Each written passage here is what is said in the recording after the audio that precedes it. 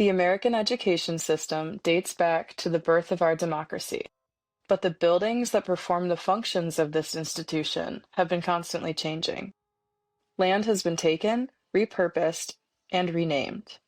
Walls have been torn down and built back up again and again. The tragic events that occurred at Chopstown High School still live on, passed down from class to class to this day. What secrets do these walls contain? Are the rumors of murder in your high school all just urban legend? This is the story of the one last lunch.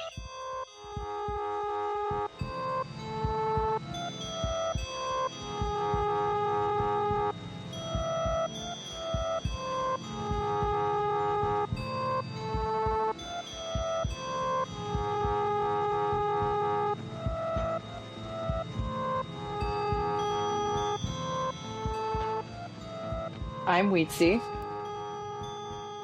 And I'm Sam Ivy.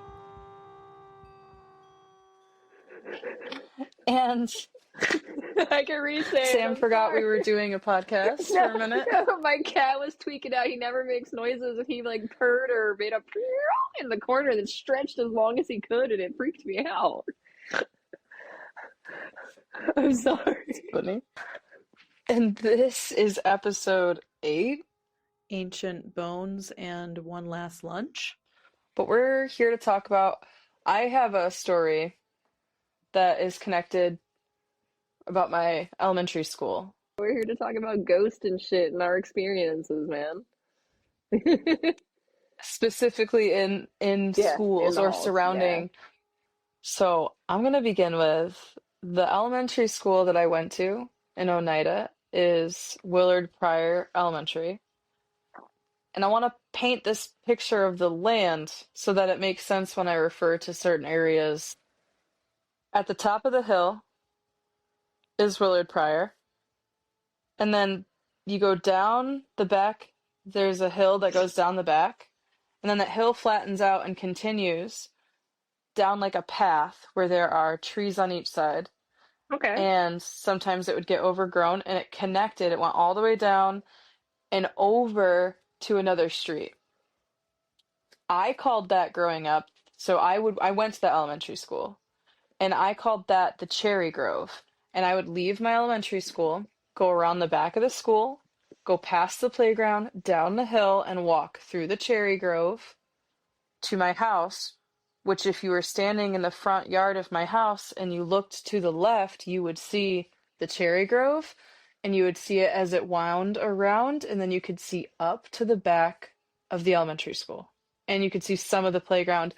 In the summer, and certain times of year, there's bamboo that would legit grow. It was like bamboo. Yeah. And it would grow tall, and we would call it bamboo forest. And so as kids, we would play in there. We'd go play in bamboo forest.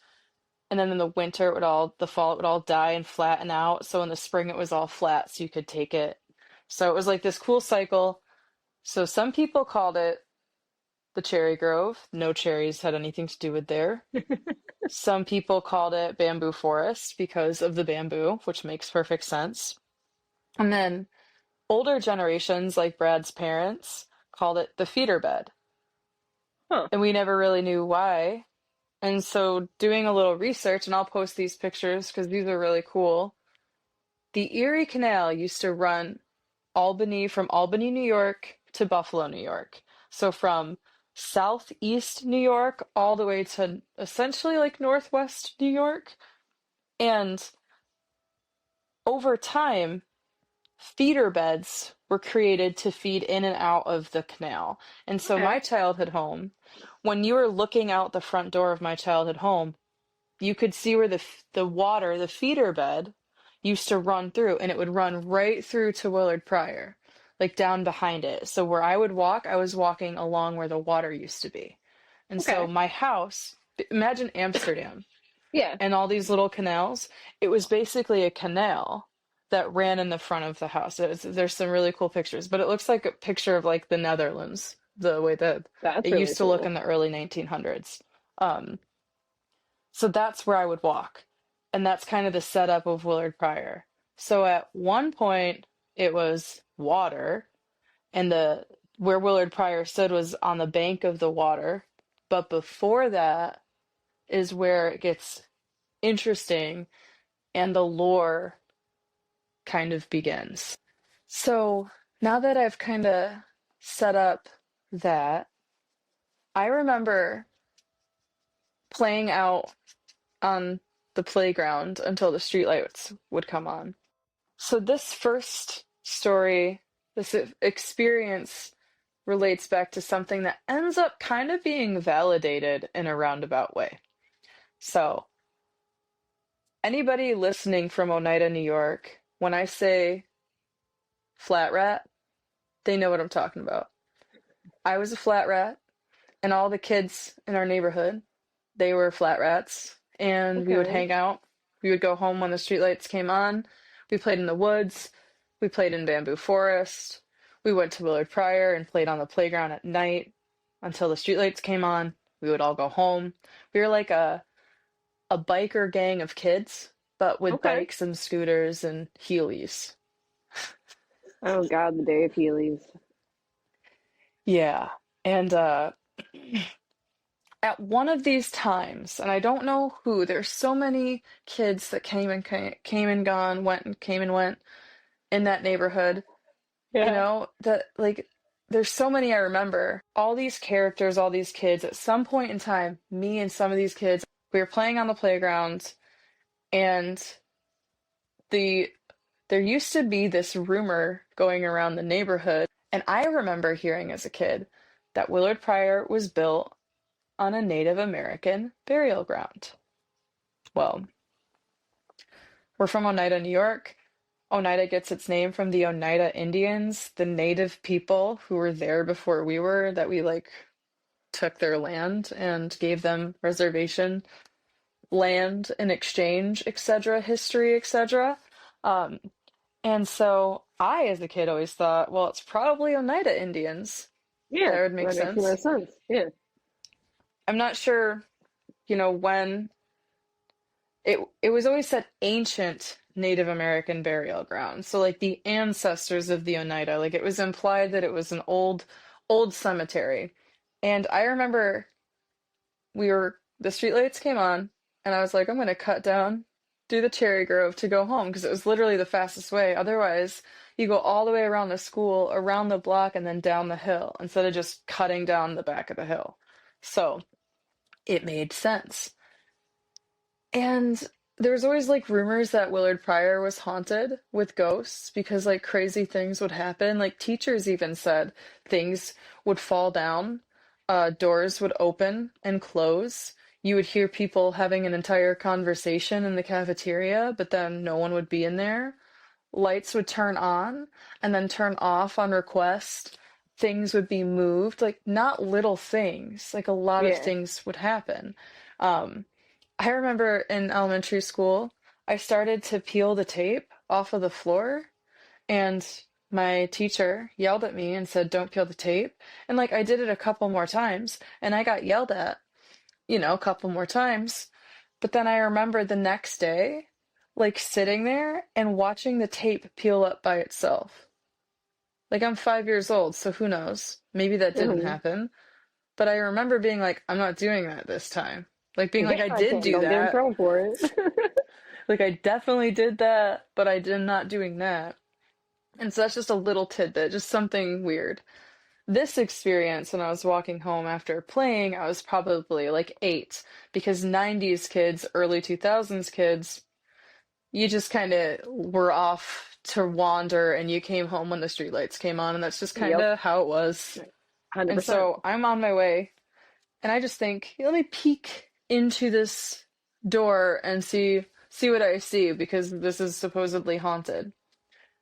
Willard Pryor, the school, from this door that I was looking in, it's a T, and I'm at the base of the T. So like this, so I'm down here Hmm. looking like Yeah, at at the the cross. T. Yeah. Yeah, and so you can see where basically it's the heart of the entire building. And they have the fire lights, the fire alarm lights on, like the running lights that stay on all night. And I'm peeking, I'm putting my head in and I'm looking. And I know that there's nobody standing there when I first look in. I'm peeking in, And I'm looking because I see the lights, the two lights on the fire thing at the end of the hall. And I'm just like, okay. And I start to get spooked and I start to get this like creepy feeling. So I'm like, nah, I'm good. And I go to look away. And as I'm looking away, I see like the lights flicker out of the corner of my eye. And I think it's because I'm looking away. But then I go and I turn back and the light is obstructed. And at that time, I thought it was this, it looked like some sort of like person standing at the end of the hallway wearing something, like whether it was like a veil or like some sort of like decorative headdress or Native American headdress. I don't Mm-hmm. know, but it was like a person, there were shoulders, and there was something happening because it was tall enough to obstruct the lights on the ceiling. Okay. And it was very clearly like there because I looked and I blinked and it was still there and I was like, nope. And I like jumped and I think I had my bike because I like rode it down the hill to my house and just kind of let it go. And then a few times like in bamboo forest when that was all overgrown, I Mm-hmm. remember like being in there with all these kids and we're all playing, we're all hiding. It's like a maze because the bamboo grew thick and tall and like you really had to like break it. And if like it broke in half and it was kind of tall, you had to be careful not to fall because when it dried out, it got brittle. But before it dried out, it was hard and like you could get really hurt. And we were running around and I hear somebody like fall and and they're like ah like yell. So I'm thinking somebody fell on like a broken Yeah. piece of Jesus. bamboo and I run and I'm looking and none of the kids had fallen, none of them, all of them were like fine, nobody else heard it. And I swear I don't know if it was like my heart beating through my chest or what, but I thought I heard like Yeah. drumming, drums, like something happening, like drum. Again, Like I don't know if it was like the like adrenaline of thinking ceremonial somebody drums got or hurt. something. Yeah. I just remember always being creeped out at that elementary school, and the rumor was that it was built on a Native American burial ground, which to me made perfect sense because the Oneida Indians, that was Oneida Indian territory at one point. So my mind maybe saw a Native American chief or built it up to be something. But either way, I definitely saw something. And I definitely heard somebody scream. And there were other times where like you would hear voices or you would hear just like things Yeah. outside. Um, so that leads me to the article that I will link in like the maybe the show notes. I don't know if people actually look at the show notes, but I'll mention the website and on social media. The free article that listeners can read if they wanted to is from Syracuse.com. I mean, I think it's free. Hold on. Okay, yeah, it is. So the title of this is Workers Turn Up 19th Century Graves at Oneida Elementary School. 19th century is 1800s, so not ancient Native American, but still a graveyard Yeah. under the Yeah. school. So, officials say a crew digging to an underground oil tank behind Oneida's Willard Pryor Elementary School unearthed a 19th century cemetery. Police were called to the site behind the school on Thursday after the crew dug up a headstone, a second partial headstone, and some human bones. Oneida City Police Chief David Meeker says he's talking to the Division of Cemeteries for New York State about what to do next. Authorities say the headstone was that of Richard Emerson, who died in 1849 at age 57. A local historian says the site was a community cemetery between 1841 and 1875. In time, the cemetery fell into complete disrepair. It eventually was turned into a park before becoming the site of the school building. Other remains could be on the grounds. It was a park. Yeah. That's fucking So wild, dude. I always knew it was haunted. And so the year I graduated high school, that article came out. I had no idea. but it was like so much validation from the stories that all the kids told of the ghosts, and of course we're going to assume it's Native American because truthfully, I was raised in a house to be taught that the land we lived on was stolen from the Native American people. We were taught that. I just knew Yeah. that. And so my brain thinks that all ghosts probably Native American ghosts. Like at that time I believed that every ghost or Yeah. every experience at that time, like at that area and that building or It on was the just lands of charged there. in that like native, like ancestral like energy. Yeah. So that's my story. That's crazy, dude. I mean, but it all makes sense and it all connects together. And like you handled it like a champ as a kid. Like being able to Not like take all really. that in. No, I was terrified. I No, and mean, I but didn't go there. I didn't play there at night again, but like really after that, not like that it late. okay. Okay. So it resonated with you, it stuck with you. Yeah. Because not gonna lie, you describing you running down the hill on your bike just reminded me of the scene from the original It movie when they're like riding away on fucking Hi-Ho Silver. That's honestly what it felt like. Because truthfully, if it wasn't like because if it, let's say it was this like Richard Emerson dude, and he was really Yeah, tall, like he was really tall, and that's still terrifying as a kid. Because 100%. I saw shoulders for sure, at least shoulders, and it was late. I mean, I guess it wasn't late. It was summertime dark, so like 9. But summertime dark is still late though.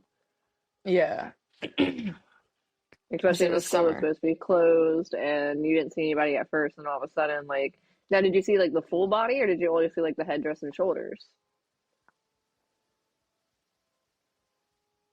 I feel like the rest of it was just like a black mass all the way to the floor, though. Okay.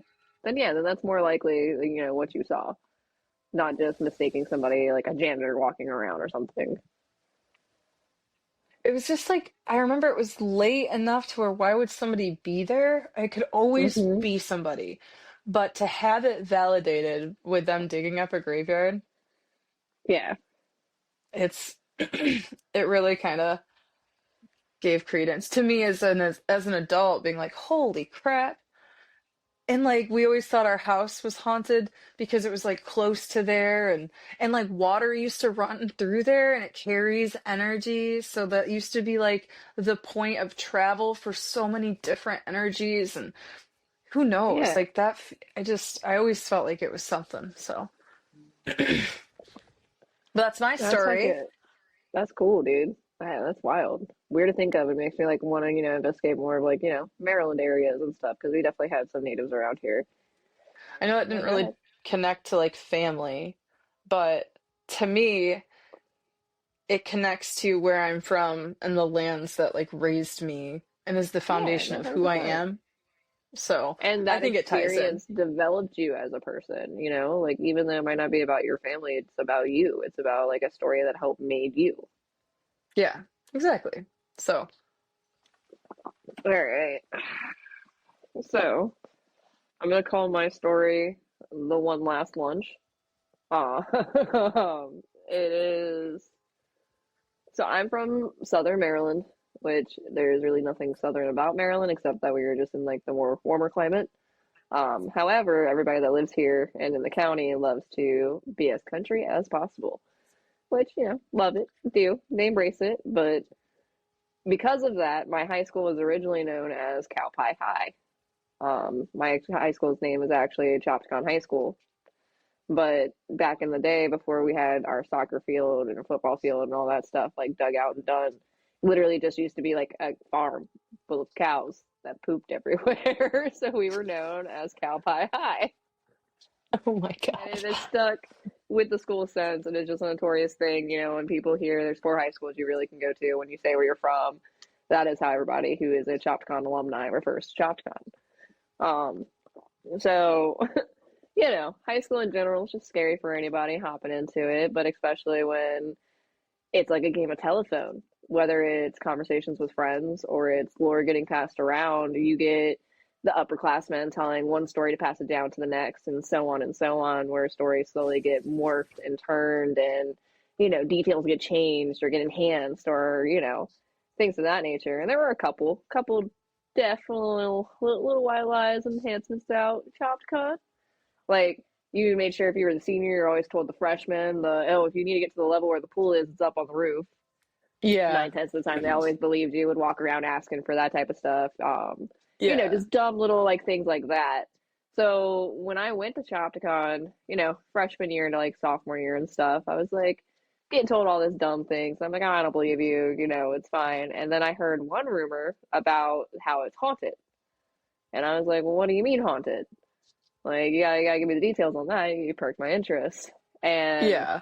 I was then proceeded told a story about a murder that happened in like the upstairs halls of Chopticon. Um, at the time, they made it seem like it was an episode or like one of the Saw movies. They were talking about body parts being cut up and spread everywhere and X, Y, and Z other. So growing up until about my senior year, that is what I assumed the story was. I thought it was some graphic Rob Zombie rendition of like a murder that happened at my high school, and it always Yeah. intrigued me.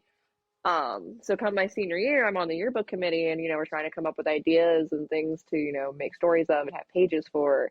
And I always suggested Chopcon ghost stories, which then pursued my research into such development on what happened. However, being young, not having the resources I do now, and having restrictions due to the fact that the woman who was murdered, her grandson was going to the high school in my senior year, his freshman year, and he felt uncomfortable of us, digging into it any further. So out of respect, I dropped it. And until we started doing this Wow. podcast and started like spitballing stuff, it never even crossed my mind to, actually try to dive in deep onto the story and kind of, realize that all urban legends and all stories that are passed down would have some hidden inner truth at the core. Yeah. So with that kind of, little introduction into why I'm doing it and kind of a little brief of what it's about, I'm going to go ahead and get into it.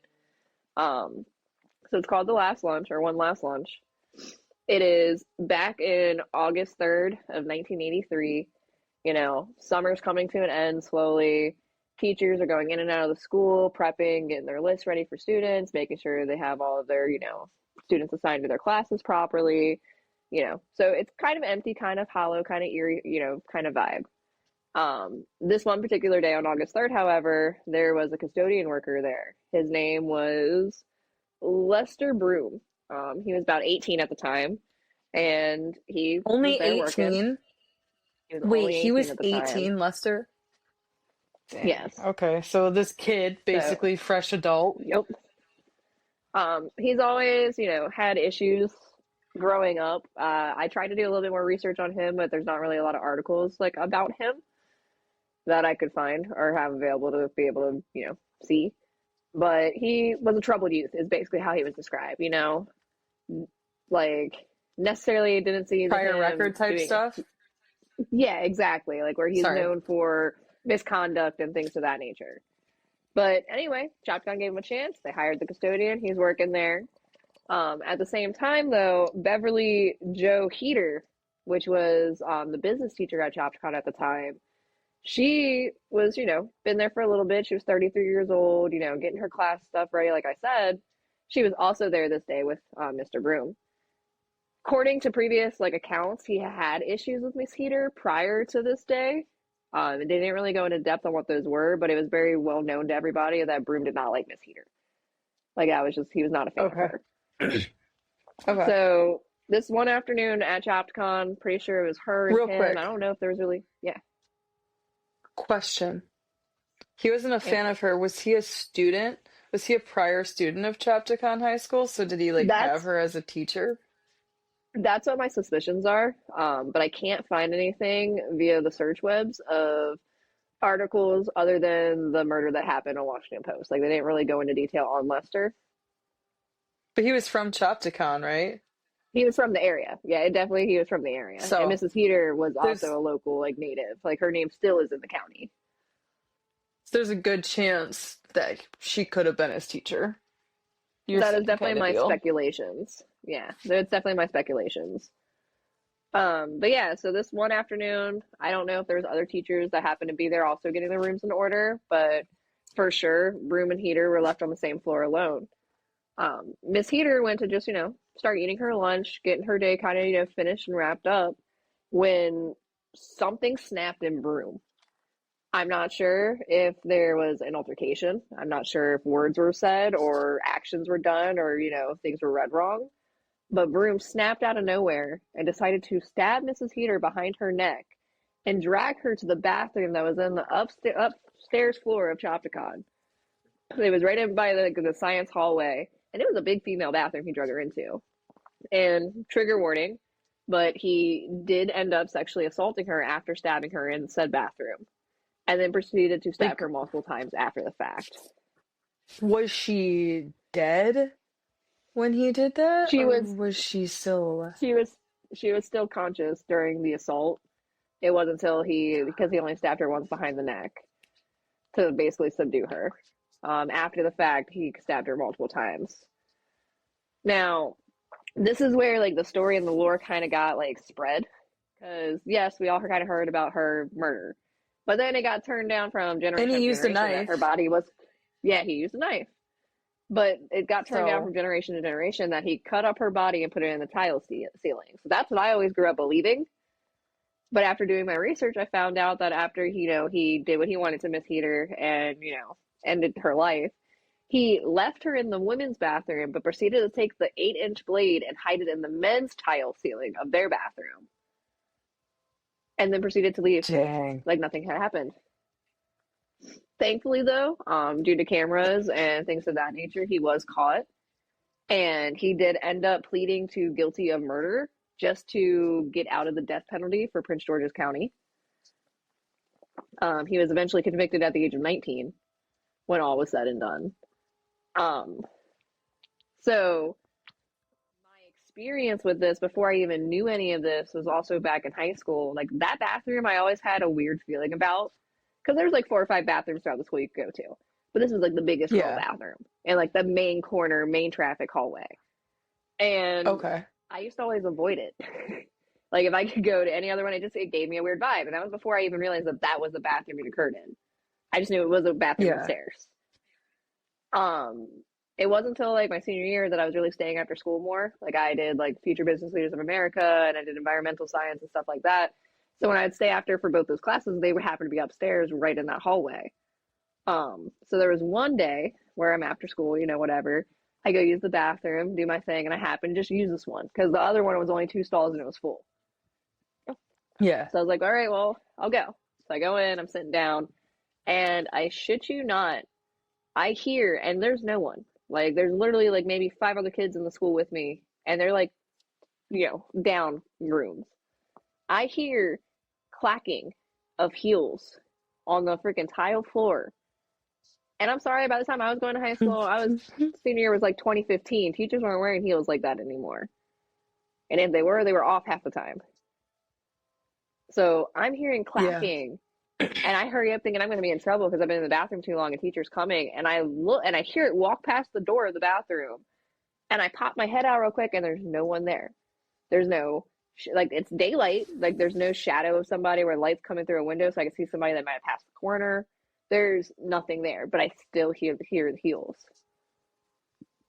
And when I went back to Oh my my teachers and God. told them about this experience, they would share with me because of them staying there so late, grading papers and things like that. They have also had similar experiences where they would hear the heels or they would see shadows pass by their door when it's shut and they would think it was like a student or something and walk out and no one's there. And some of my teachers, when I was still going to school, actually taught with Miss Heater. So like they had personal connections with her as Wow. well. Yeah. Oh wow. Yeah, as a teacher,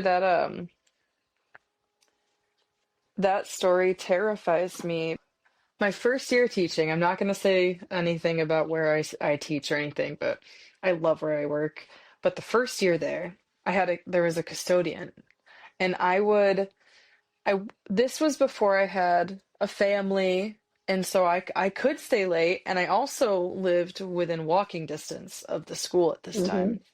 So I would stay late. My first year, I was trying to, I just got hired at my dream school that I really was my end game. Like I wanted to go Yeah, here you or worked your work ass here so for. bad. Yeah. So there was this time where I could stay late. I'd stay until like 4:30 sometimes, but most of the time like just a half an hour late, not too bad. But usually the maintenance people wouldn't start like cleaning until all the teachers left. But one time, this young guy, I don't know how old he was, younger than me for sure, who had just started working there, noticed me and started coming earlier and earlier to clean and then hanging around longer and longer to the point where it was so uncomfortable that as soon as 3:30 hit, I would leave. And there's a camera right outside my door. And there were so many times he was just eyeing that camera. And I just was so uncomfortable. I never said anything, but the next year he was gone. Like he's never been back. So, because I was That's afraid to complain. wild, It was my dude. first year, Yeah. but he definitely terrified me. And he had keys to my room because I would shut the door and he would unlock it and come in. So as soon as you said that, I was like, oh my gosh. So maybe he was harmless. And I never asked him You to know? not come in. I never asked him to go away, but I also didn't want to because I got the impression that that would upset him, kind of Hmm. thing. But nothing ever happened. Just, Yeah. yeah. But yeah, I think it's funny too when I was doing this But research. I was trying to look up what my high school was like most known for. So it's like here's this tragic event, and then the second bulletin that it's most known for is my seniors class releasing X amount of obnoxious amount of ladybugs all throughout the school as our senior prank. Which what? wasn't it like hundreds of thousands of ladybugs? Yeah. Like they bought them offline, And and isn't a there, few of the students weren't able to like walk at graduation. And because of this, I you don't know if they guys, actually bought ladybugs or if they bought the Asian beetles, because ever since then there's been an oddly abundant amount of the Asian beetles in the county. oh my gosh. Yeah. I wonder why. I wonder why there's an Asian beetle infestation. Wonder which ones are cheaper to I get by mean, the hundreds of thousands. Ladybugs or I Asian beetles? mean, to be fair, they were debating between grasshoppers and But ladybugs, so at least they chose ladybugs. Well, do you have any final thoughts for the listeners? But it's more just follow your gut instinct at the end of the day. I mean, your gut chose the right decision because there's plenty of people that don't, and stuff happens. You gotta trust what your heart pulls you, whether it yeah. feels right or wrong. Yeah, exactly. Exactly. I agree. All right. I think that was good. Are you happy with it? Yeah, most definitely. I think we did it respectfully. Thanks for being here, fam. And never stop asking yourself, who are you? Sam and I forgot to record the ending, so that's why you hear my voice.